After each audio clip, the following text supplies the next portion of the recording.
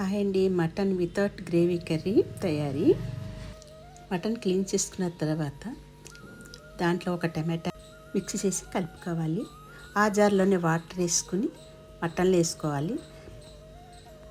మటన్లో 1 spoon పెరిగేసుకుని medium flame మీద cook చేసుకుంటూ ఉండాలి. ఈ ప్రాసెస్ మొత్తం అవ్వడానికి నాకు 20 మినిట్స్ టైం పట్టిందండి.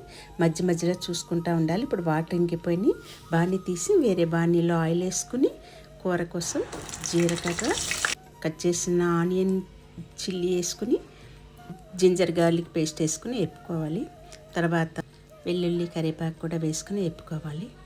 ఇప్పుడు బాయిల్ చేసి పెట్టుకున్న మటన్ వేసుకుని salt, red chilli, turmeric powder, ధనియా పౌడర్ వేసుకుని ఒకసారి అంతా కలుపుకోవాలి.